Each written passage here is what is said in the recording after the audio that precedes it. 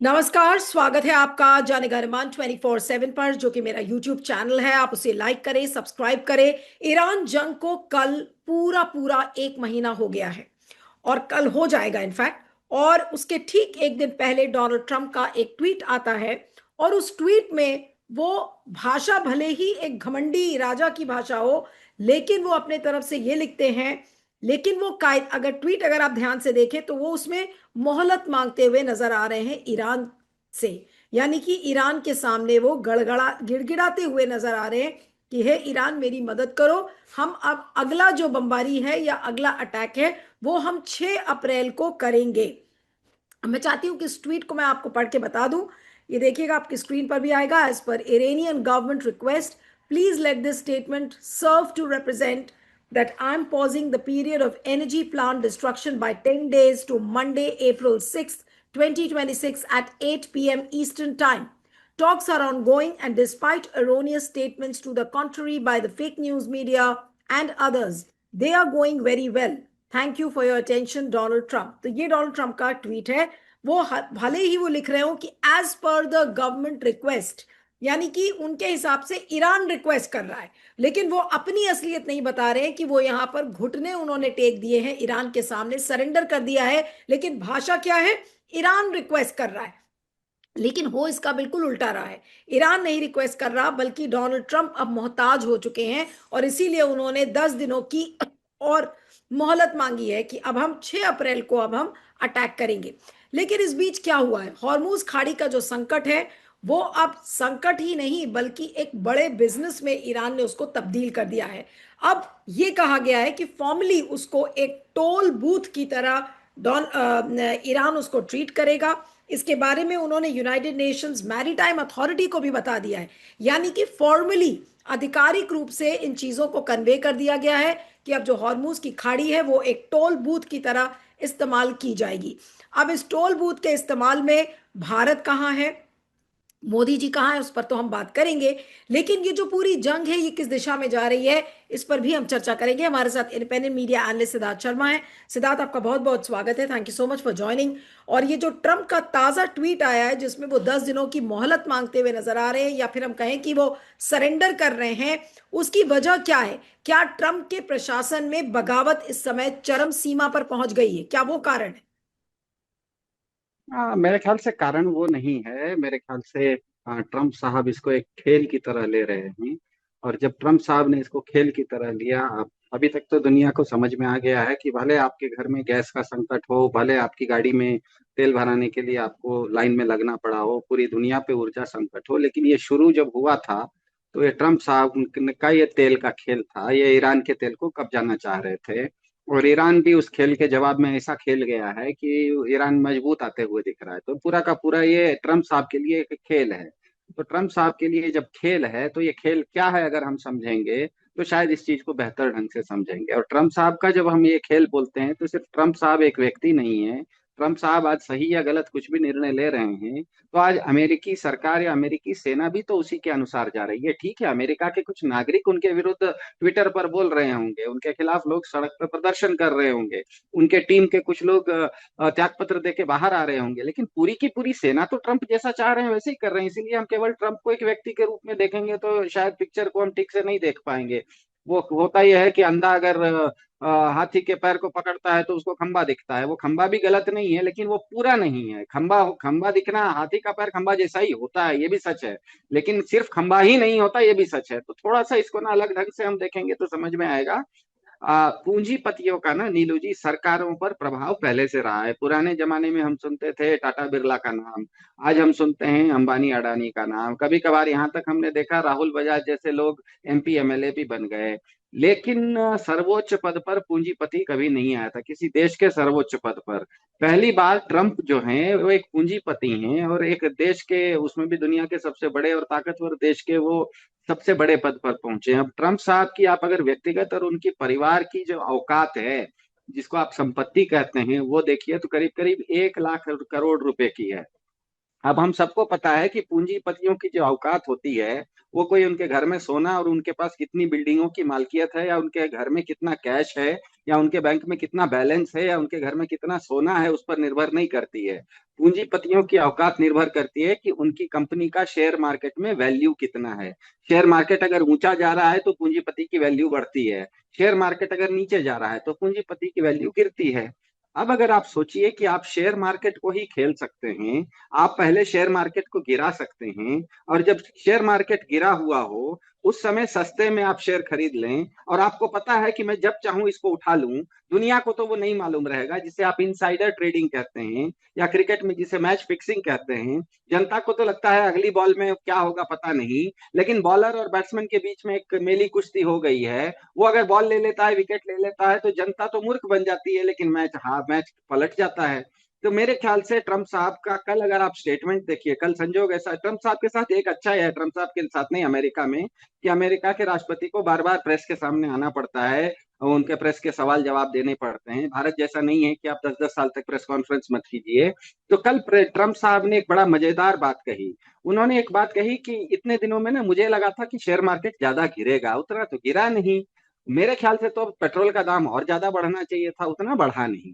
इसका मतलब यह है कि ट्रम्प साहब शेयर मार्केट को और गिराना चाह रहे हैं। वो गिराना इसीलिए चाह रहे हैं क्योंकि शेयर मार्केट जब गिरेगा, शेयर मार्केट जब धड़ाम से नीचे गिरेगा, तो सबकी औकात घटेगी, और उसमें ट्रम्प साहब की भी औकात घटेगी। लेकिन अगर ट्रम्प साहब को पता है कि मैं अगले दिन कुछ ऐसे करने वाला हूं जिसके कारण शेयर मार्केट फिर जंप ले लेगा, तो उनका परिवार शेयर मार्केट में, जिस समय शेयर मार्केट धड़ाम से गिरा है, सारे लोग बेच के भाग रहे हैं, उस समय सस्ते भाव पर शेयरों को खरीद लेंगे, और अगले दिन जब इनकी नीति बदलने के कारण शेयर मार्केट उछाल लेगा तो सबसे ज्यादा लाभ इनको होगा। यही चीज वो करते आ रहे हैं। दुनिया आप जान रही है कि वो जब ट्वीट करते हैं कि 5 दिन के लिए मैं बंद कर रहा हूं, 48 घंटे के लिए बंद कर रहा हूं, वो शेयर मार्केट खुलने और बंद होने के आधार पर करते हैं। सबको पता है, दुनिया में सबको पता है कि शेयर मार्केट खुलने वाला होता है तो ये ट्वीट कर देते हैं कि मैं शांति कर रहा हूं। शेयर मार्केट बंद होने वाला होता है शुक्रवार को, तो ये ट्वीट कर देते हैं कि मैं हमला करने वाला हूं। तो शेयर मार्केट के साथ ये खेल रहे हैं। अब धीरे धीरे शेयर मार्केट को, लेकिन ट्रम्प साहब को लगा कि मैं खेल तो रहा हूं लेकिन बाकी लोग भी तो खेल रहे हैं। ऐसी बात नहीं है कि ट्रम्प साहब ये शेयर मार्केट में खेल रहे हैं। जनगण मन पर नीलू व्यास को ये चीज समझ में आ गई है, हम मेरे जैसे साधारण सिद्धार्थ को समझ में आ गई है, दुनिया भर के बाकी लोगों को समझ में नहीं आई है, ऐसी बात नहीं है। तो हो ये रहा है कि अब शेयर मार्केट को भी ट्रम्प साहब के कहने पर भरोसा ज्यादा नहीं हो रहा है, क्योंकि ईरान ने बहुत अच्छे से जवाब दे दिया। वो भी इस खेल को खेल के ढंग से ले रहा है। वो भी ठीक है, वो अपना हमला वगैरह कर रहा है, लेकिन ट्रम्प साहब के खेल को, उन्हीं का जवाब उन्हीं के खेल से रोज ट्रम्प साहब को भी ये लपेट रहा है। ट्रम्प साहब को समझ में नहीं आ रहा है कि ये खेल जा कैसे रहा है। तो इसीलिए अब शेयर मार्केट भी दुनिया के ट्रम्प साहब के अनुसार वो ऊपर नीचे नहीं हो पा रहे हैं। और ये ट्रम्प साहब अपने खुद अपना दिल का दर्द उन्होंने कल कह दिया कि मुझे तो लगा था कि और शेयर मार्केट गिरेगा, नहीं गिरा। मुझे तो लगा था तेल का भाव और बढ़ेगा, नहीं बढ़ा। क्योंकि ध्यान में रखिएगा, तेल का भाव बढ़ता है तब भी अमेरिका को फायदा होता है, क्योंकि उसने अभी हाल फिलहाल में वेनेजुएला पे कब्जा कर लिया है। तो जैसे ही हॉर्मुज की खाड़ी बंद होती है, दुनिया का 20% तेल बंद हो जाता है, तो दुनिया बिना तेल के तो नहीं रहेगी। वो हॉर्मुज से तेल नहीं लेगी तो दूसरे जगह से लेगी। तो वो क्या करेगी, वो जाएगी अमेरिका के पास कि हमको तेल दे दो, तो अमेरिका का तेल बिकेगा। और उस समय तक अगर तेल का दाम बढ़ गया तो अमेरिका को कल तक जो 1 बैरल तेल बेचने में $60 मिलता था, अचानक $100 मिलने लगेगा। तो इसमें अमेरिका का भी फायदा है। ध्यान में रखिएगा, एक तो तेल ज्यादा महंगा होता है तो अमेरिका को फायदा है, शेयर मार्केट गिरता है तो ट्रम्प साहब को फायदा है। ट्रम्प साहब बोल रहे हैं कि दोनों तो नहीं हुआ, न तो शेयर मार्केट में चाह जितना सोच रहा था उतना गिरा, और न तो तेल का भाव जितना बढ़ना था उतना बढ़ा। तो इसका मतलब यह है कि ट्रम्प साहब को भी समझ में आ गया है कि वो जो दुनिया के साथ शेयर मार्केट में खेल रहे हैं, शेयर मार्केट भी दुनिया का देख रहा है। वो ट्रम्प साहब पे कम भरोसा कर रहा है, ईरान पे ज्यादा भरोसा कर रहा है। इसीलिए वो उनके ट्रैप में नहीं आ रहा है। जैसे उदाहरण के लिए, जैसे ही कल ट्रम्प साहब ने रात में ट्वीट किया कि अब मैं 10 दिन के लिए फिर आगे बढ़ाता हूं अपना बमबारी, क्योंकि इससे पहले याद कीजिए उन्होंने जो बोला था सोमवार को कि अगले 5 दिन के लिए मैं बमबारी नहीं करूंगा, वो 5 दिन आज खत्म होते हैं, मतलब शुक्रवार को। और शुक्रवार को ही शाम में दुनिया भर का शेयर मार्केट भी बंद हो जाता है। तो उनको उनको दुनिया को के शेयर मार्केट को लगा था कि अगर आज शाम तक ट्रम्प साहब बमबारी नहीं करते और वो कुछ नहीं बोलते हैं, तो जैसे ही उनका डेडलाइन खत्म हो गया, हो सकता है वो शनिवार और इतवार को ईरान पे बमबारी कर दें। इसीलिए उन्होंने फिर वो डेडलाइन खत्म होने से पहले कह दिया कि ठीक है मैं फिर 10 दिन बढ़ा देता हूं। इसके कारण क्या हुआ लेकिन हम ये कि भी तो अज्यूम कर रहे हैं सिद्धार्थ की इस्लामाबाद में Steve Witkoff, Jared Kushner, JD Vance, ये सब वीकेंड में ही तो इस्लामाबाद भी पहुंचने वाले थे। तो क्या बातचीत के लिए उतना समय दे रहे हैं डोनाल्ड ट्रंप, या फिर ये पूरा खेल बाजार का है और पूरा खेल एक तरीके से टाइम बाइंग टैक्टिक्स है? देखिए, आप जैरेड कुशनर कहीं भी पहुंचे, जेडी वांस कहीं भी पहुंचे, इस्लामाबाद पहुंचे या कहीं पहुंचे, अभी तक बताइए ईरान ने बोला क्या कि मैं आके बैठने वाला हूं वहां पे? जब ईरान ही बोलने नहीं रहा है कि मैं बैठने वाला हूं, मतलब आप शादी के लिए दुल्हा तैयार है, दुल्हन तो तैयार ही नहीं है। दुल्हन बोल रही है कि मैं आराम से बैठी हुई हूँ अपने घर पे। तो हम क्या हो रहा है ना, आजकल इतने ज्यादा सब जगह से समाचार आ रहे हैं कि हम समाचार सुन के समझ रहे हैं कि वही सच है। कौन क्या कर रहा है ये नहीं देख रहे हैं, कौन क्या बोल रहा है वो सुन रहे हैं। तो क्या हो गया है, पूरी दुनिया ये समझ गई है। अब दुनिया को पता लग गया है कि दुनिया में अभी दो तरह के लोग हैं। एक ट्रंप हैं जो बोलते बहुत हैं करते बहुत कम हैं, और दूसरे तरफ ईरान है, बोलता तो बहुत कम है करता बहुत ज्यादा है। इसी को रामायण में, हमारे तुलसी रामायण में एक बहुत अच्छी सी चौपाई है। वो चौपाई कहती है, संसार महु त्रिविध मनुज का पाटल रसल फनस समा। मतलब तुलसीदास जी कहते हैं दुनिया में तीन तरह के लोग होते हैं, एक गुलाब की तरह, एक आम की तरह और एक कटहल की तरह। जो गुलाब की तरह होते हैं उसमें सिर्फ फूल होता है, फल नहीं होता।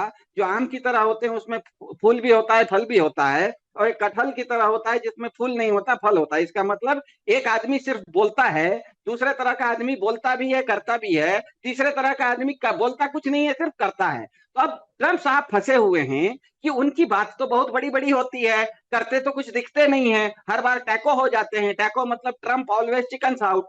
दूसरी तरफ ईरान है, वो बोल तो कुछ नहीं रहा है लेकिन बमबारी में मस्त भी है और बमबारी में व्यस्त भी है। दूसरी तरफ जब ट्रम्प साहब बोलते हैं कि मैं बात करना चाहता हूं, तो ईरान बोलता है कि कर लो बात। ये भी नहीं कहता है कि बात नहीं करो, लेकिन कहता है कि किससे बात करोगे, पहले वो तो पता लगा के बताओ कि हम में से किससे बात करोगे। तो आप जो कह रही हैं कि जैरेड कुशनर इस्लामाबाद पहुंच रहे हैं, इस्लामाबाद में बहुत ज्यादा सिक्योरिटी बढ़ रही है, और जैरेड कुशनर के साथ जेडी वांस साहब भी पहुंच रहे हैं, मुझे समझ में नहीं आया। जेडी वांस साहब का ससुराल तो भारत में है, तो वो पाकिस्तान में बैठ के क्या कर रहे हैं? उनको तो भारत में आ जाना चाहिए था। क्योंकि अगर जेडी वांस साहब का ससुराल भारत में है, उनकी पत्नी भारतीय हैं, तो इसमें तो पंच भारत को बनना चाहिए था। उनको तो अपने ससुराल को पंच बनाना चाहिए था। वो इस्लामाबाद जा रहे हैं, ठीक है जा रहे होंगे। मुझे ये बताइए, ईरान कभी बोला कि मैं इस्लामाबाद जा रहा हूँ? ईरान का तो कोई आदमी कुछ बोल ही नहीं रहा है। तो अगर ये लोग पहुंच भी जाते हैं वहां पर, तो बात किससे करेंगे? बात तो किसी से करने के लिए है नहीं। तो ये सब हवाई हवाई बातें हैं।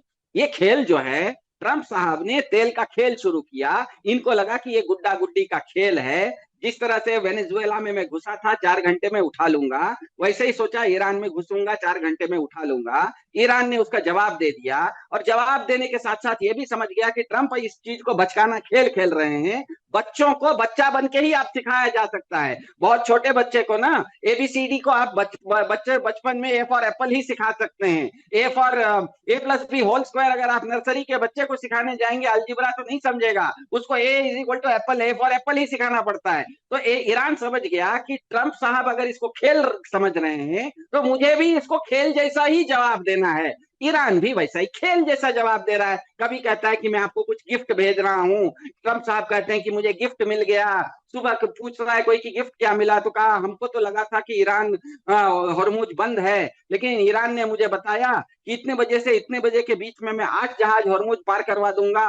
मुझे तो भरोसा नहीं हुआ, लेकिन आठ ठीक उसने जिस समय बोला था उसी समय 8 जहाज हॉर्मुज से निकाल दिया। अब ट्रंप साहब खुजा रहे हैं सर कि मैं तो बोल रहा हूं कि आप अगर ईरान पे हमला करना चाहते हैं तो क्यों हमला करना चाहते हैं? क्योंकि हॉर्मुज खोलना है ना। हॉर्मुज ही तो सब चीज का मूल में दुनिया को समझ में आ गया है कि हॉर्मुज एक नल है जो कि बंद है, इसके चलते दुनिया का तेल बंद है। तो अमेरिका अगर ईरान पर हमला करेगा, इसीलिए करेगा ना कि हॉर्मुज खोलना है। तो ईरान तो बोल रहा है कि हॉर्मुज खुला हुआ है, तुम्हारे 8 जहाज को मैंने पार करवा दिया, तो अब हमला करना है तो कैसे करेंगे?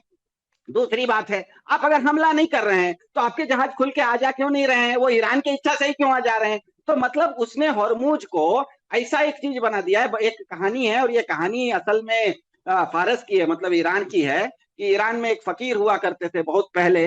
वो फकीर के बारे में प्रचारित हो गया था कि वो सब चीजों को, भविष्य को जानते हैं। तो ईरान का जो राजा था, फारस का बादशाह था, वो भी समझदार था। उसको लगा कि ये फकीर की हम परीक्षा लेते हैं। एक दिन अपने दरबार में बुलाया और फकीर को बोला कि अरे सुनते हैं आप जो बोलते हैं वो सच होता है? बोला हाँ हुजूर ऐसा है। तो उसने कहा देखो ये मेरी मुट्ठी में एक छोटा सा चिड़िया का चूजा है, ये बताओ कि ये जिंदा है या मरा हुआ है? अब फकीर समझ गया कि अगर बोलेगा कि ये चूजा जिंदा है तो वो राजा ऐसे मसल देगा, और दिखाएगा कि देखो चिड़िया मरी हुई है।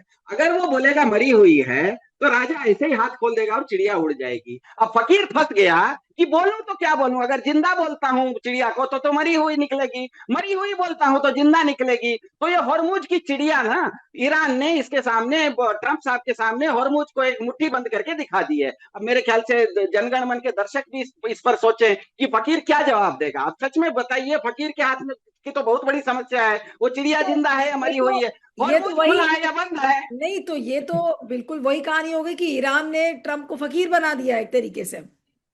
हाँ, वही बना दिया है कि वो उसको बोल दिया है कि अब जवाब दो। अब ट्रम्प साहब तो सर खुजा रहे हैं, अब उनकी पूरी टीम को बुलाए हैं, बड़े बड़े उनके जो स्ट्रेटेजिस्ट हैं, अमेरिका का पूरा थिंक टैंक है, उसने कल देख के बोला कि ये इतना नहीं, बड़ा, लेकिन क्या ये कहते हैं। बताइए कि क्या ट्रम्प दिवालिया नहीं हो जाएंगे अगर इसी तरीके से चलेगा? मैं तो एक ब्रेकअप देख रही थी कि कितना नुकसान हुआ है, कितनी मिसाइल्स इस्तेमाल हुई हैं, billions and billions of dollars तो अभी खर्च हो गए, एक महीना होने को आया है। तो क्या ये ट्रम्प को दिवालिया बना देगा अब ये ईरान का जो जंग है?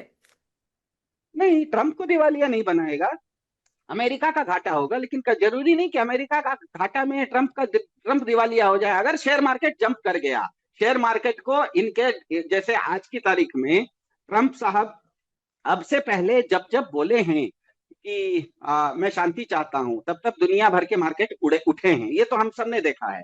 लेकिन आज एक आश्चर्यजनक चीज हुई कि कल ट्रंप साहब ने बोला कि मैं 10 दिन के लिए शांत हूं, लेकिन आज भारत का मार्केट उठा नहीं, भारत का मार्केट फिर भी गिर रहा है। इसका मतलब भारत का मार्केट अब ट्रंप से ज्यादा उसको भरोसा हो रहा है ईरान के ऊपर कि भैया ट्रंप का बात का कोई भरोसा नहीं। तो अब ट्रंप को ना ईरान ने फकीर जैसा फंसा दिया है। अब पूरा ट्रंप का जो पूरा सिस्टम है, उनके जो स्ट्रेटेजिस्ट हैं, उनके जो जनरल हैं, उनके जो राजनेता हैं, सब लोग मान रहे हैं कि ये जो बूझो तो जाने वाला पजल दे दिया है ईरान ने, कि हॉर्मुज खुला भी है और हॉर्मुज बंद भी है। अब तुमको तय करना है कि क्या बोलोगे, तुम जो भी बोलोगे उल्टा उल्टा निकलेगा।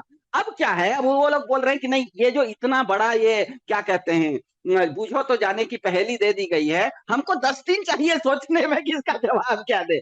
तो मेरे ख्याल से पूरा का पूरा ईरान समझ गया कि ट्रंप साहब के लिए लोगों की जान जाना, दुनिया भर के लोगों को ऊर्जा के संकट में डालना, ये सब कोई मायने नहीं रखता है। ट्रंप साहब एक पूंजीपति हैं, अपने लाभ के लिए कहीं भी खेलते हैं, वो पैसा के साथ जुआरी जैसा खेल खेलते हैं, वो इधर पैसा फेंकते हैं, उधर पैसा खींचते हैं। जैसे बच्चे के हाथ में एक पुराने जमाने में एक कहावत है नीलू जी, मरकटस्य सुरापानम करके कुछ है, तत्विच वृश्चिक दंशनम